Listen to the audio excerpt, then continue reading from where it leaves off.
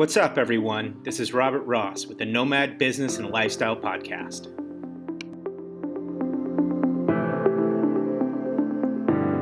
Do you daydream about quitting your job, walking away from your 9-to-5 corporate lifestyle, but curious how other people afford their lives traveling and living in a far-off location?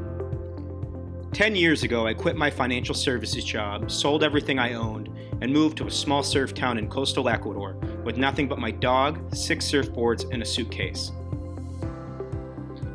Since then, I built a large hotel and real estate business in Montanita, Ecuador, called the Mi Hotel and Villas Montanita Estates. But most importantly, I created the environment where I can focus my energy in every minute of the day doing exactly what I want to do, whether it's spending time with my family, surfing, kite surfing, and growing the Mi Hotel. Along the way, I've spent countless hours meeting and talking to others who have traded in their corporate lifestyles to take control of their future, enjoying the life of the nomadic traveler and business abroad. On this podcast, I'm going to share my experiences and those of others that are following their passions of living in exotic locations, while most importantly, continuing to earn and create business opportunities.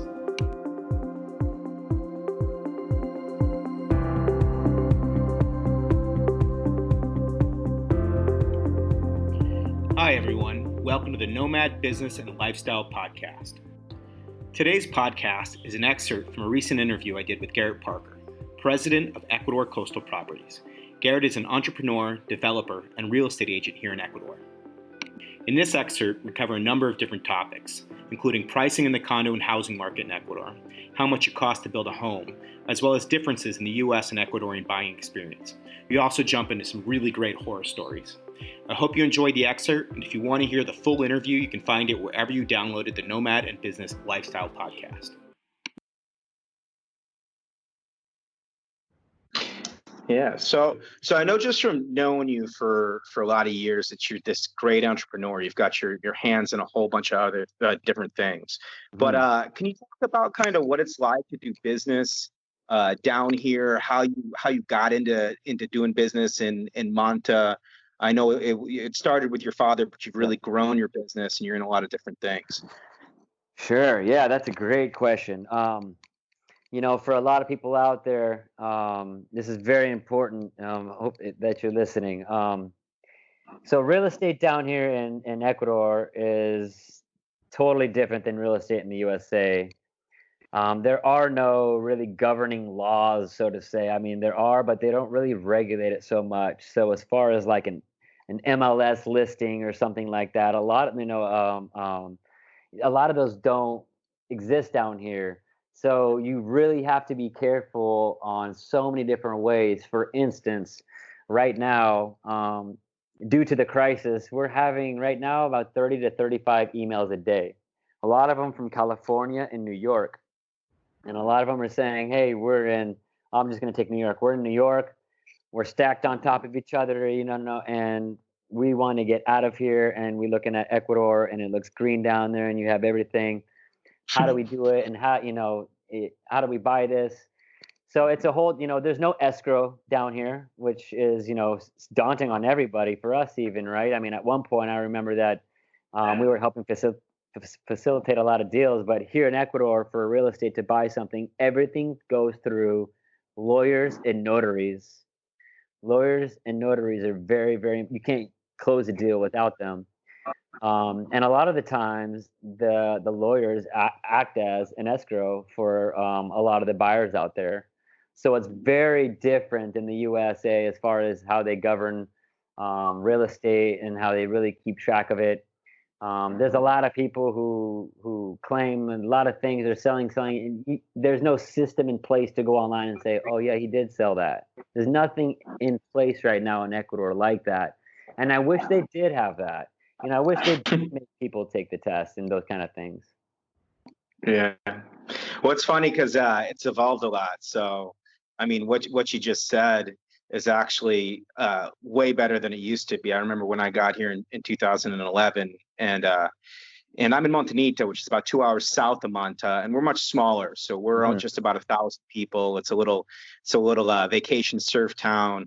It's coconuts and hammocks versus Manta is a working city, and it's beautiful. But we found properties with a machete and an ATV And you would basically, yeah, you'd be calling phone numbers spray painted on the side of a block building, and it may be 2 weeks old, it may be 2 years old. You just didn't know.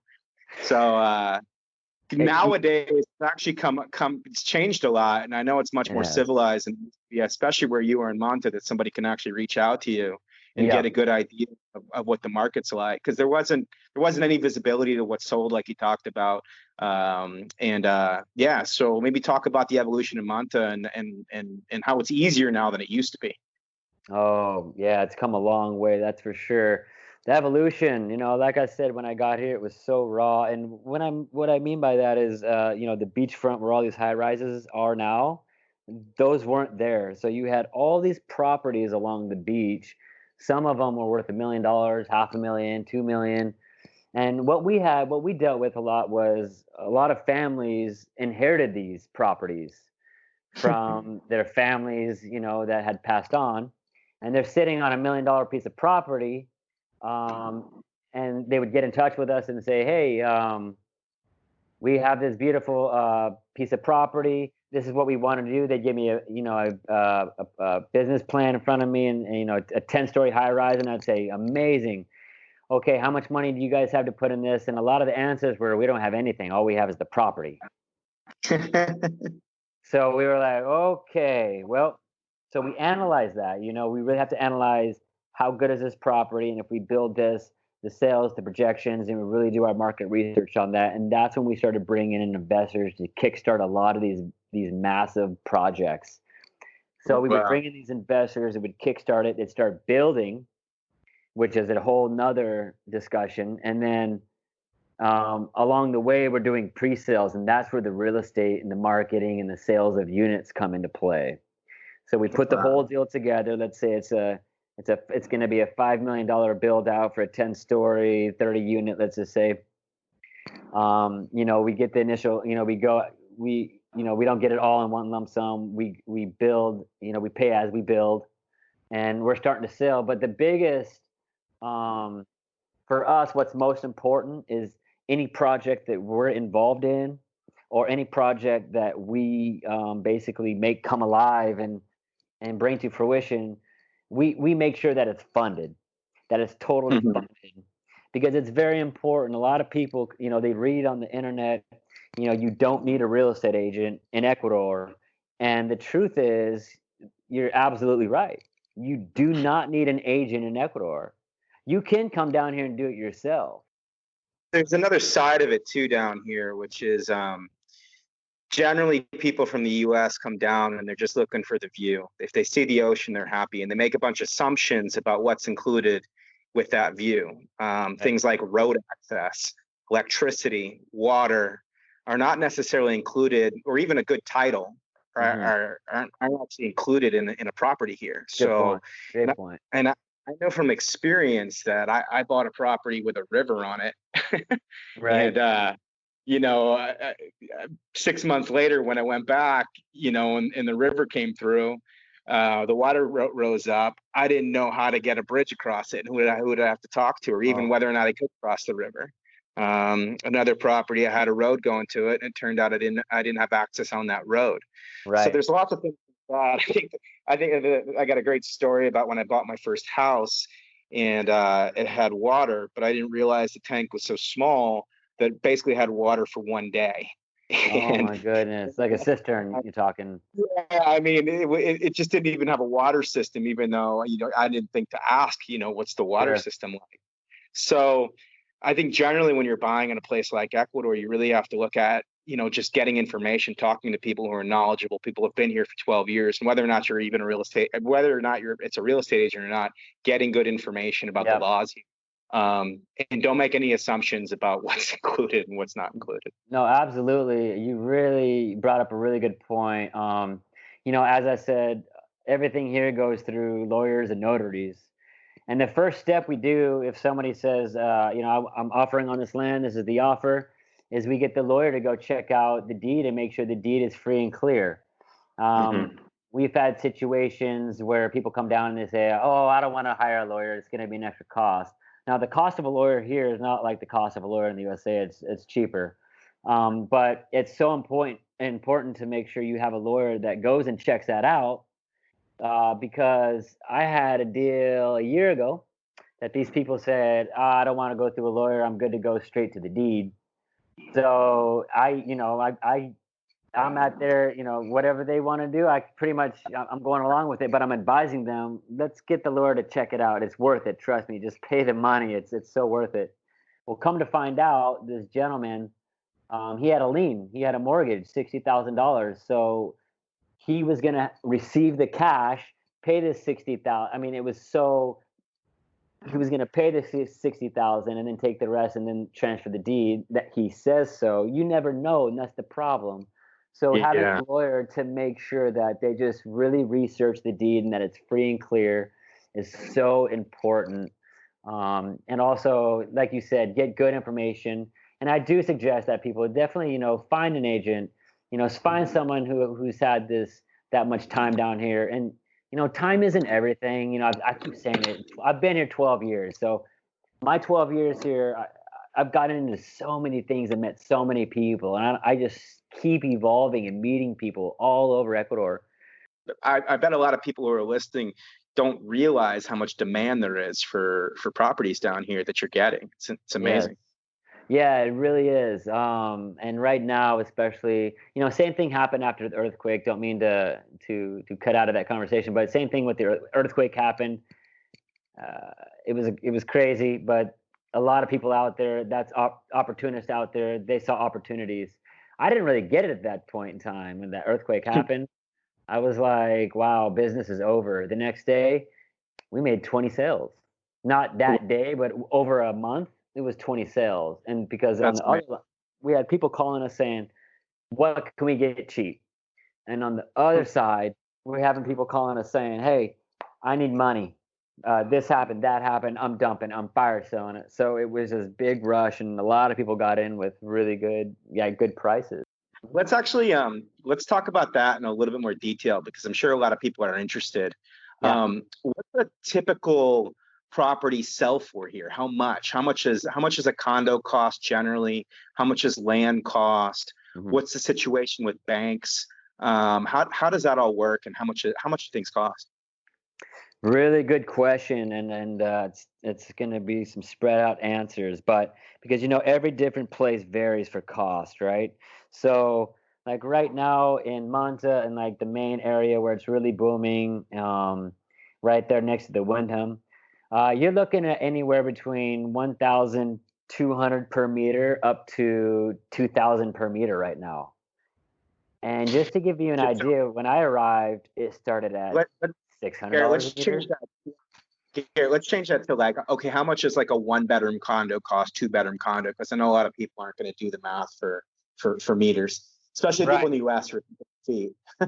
Yeah, no doubt. I was going to get to that. So like right now in this situation and what we're going through, you're seeing a lot of fire sales. So you're going to see, but typically, you're looking at a 2-bedroom condo. You're looking about the 150s, 160s, even up to the 220s, depending on the building, how new it is. There's some older buildings. Not every building, every project we've done, we've done better, and we've learned So and learned. 50,000 to 220,000 for a 2-bedroom condo. On the beach, yes. Beach? Now, wow. Okay. You get off the beach. I mean, there's some cheaper, some 80,000, 90,000. I know some 50,000s, but everybody, if you're moving out of the USA down to Ecuador, you're moving down here to be on the beach. A lot of the people, especially in Manta, they're coming down to be on the beach. So you're looking around those prices right now, about 150. Like I said, some I have that are so nice, and they're selling them furnished. Everybody. I always tell clients, if you're gonna resell this, don't put in a bunch of money. Make it minimal. And if you're gonna use it as a rental, but some clients kind of do their own thing and they put a lot of money into it, and they want to get that money back. And sometimes it happens and sometimes it doesn't. It's kind of 50-50, but I really advise my clients when we sit down to begin with, what's your plan? What is your plan? Is your plan to come here and retire and live here and be here? Is your plan to come here, buy something and rent it out and retire in 5 years, but you're buying now at a cheap price? which we get a lot, or are you coming down here strictly as an investor to find something to buy and rent out? And with all three of those different phases, we handle all of our clients with we really treat them with a lot of respect and a lot of knowledge, and that's where our knowledge comes in.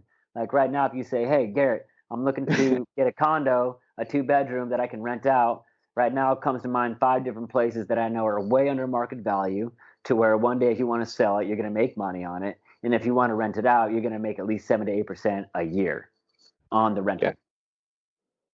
So Garrett, what would if I wanted to buy a lot on a beautiful beach, what would that cost? So let's talk. We're talking about Manta. I'm going to keep it with Manta. In Manta, the city, there is no property on the beach. All that property in Manta. Let me rephrase it. There's no property for sale for a house on the beach in Manta. No, I'm not talking to developers, Garrett. Let's say somebody wanted to go out to like Santa Marinita and buy a lot and build a house. What would that look like? How much would that cost?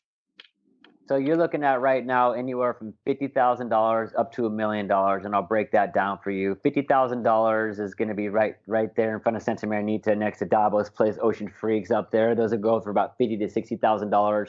They're about 200 square meters. The entire lot. Gotcha. Okay. 50,000. But if you go down a little farther, it's a little more private. There's some really big ones. We just got one thrown at us the other day. It's like 7,000 square meters. They wanted to sell it for $1 million a year ago. Now they're dropping it to 200,000. So it really varies, but you can really get in the 50. Yes. Is that on the beach or is it near the beach? On the beach. Wow, that's a great deal. Yeah, it's amazing to do right now, and that's why a lot of people are calling, and this is giving everybody the time to think about what do they want to do.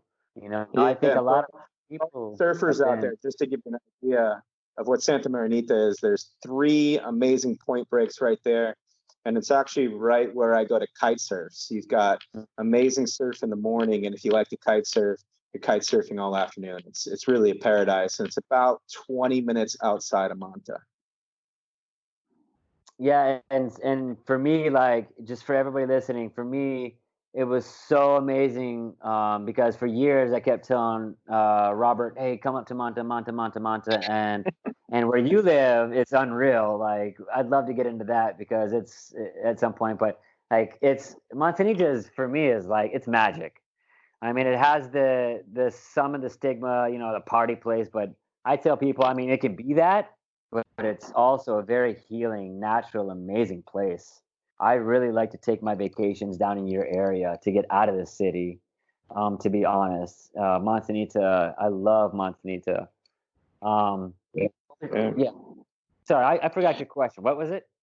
Well, why don't we, I guess the third phase of that would be building. What's it cost to build a house here? If I wanted to build a house on that. So I just bought my piece of land for $50,000, or $200,000, depending on how much I wanted. Beachfront. I want to build a beautiful house, 3,000 square foot house. What would that cost? All right. So I'm going to go ahead. I've been saying square meters. I'm going to go ahead and say square feet for anybody out there. I'll kind of do both. So for right now, if we build you a home, we can do it at $55 a square foot. That's really good. And that includes everything besides the pool. The pool is going to be about $10,000. So you're talking about if you want a 3,000 square foot house with your land and a pool for about $230,000 beachfront. That's really cool. Yeah, it's ridiculously cheap to build. But a lot of people come down, and some of them, I don't want to deal with the building. I don't want to have to go through that. And that's what we're here for, to take on that headache for you, make sure that they're doing the right building and making sure that they're going to get what they paid for. But I tell a lot of people right now, it is a really good time to build a home. Properties, in my opinion, a lot of things are going to be happening. We're selling condos right now. The notary's open back up. So there's a lot of fire sales and people are getting in for rentals and different things. But we're also starting to see a lot of people wanting to come down and live in more green areas. and so you're looking at, Manta, Santa Marinita, which is more, getting more green, and then even San Lorenzo, and even down towards you guys. I think that's really going to start blowing up and expanding, because people now are looking at, I don't want a neighbor, I want to have space, I want to be green, I want this. I think that's really, really going to boom here.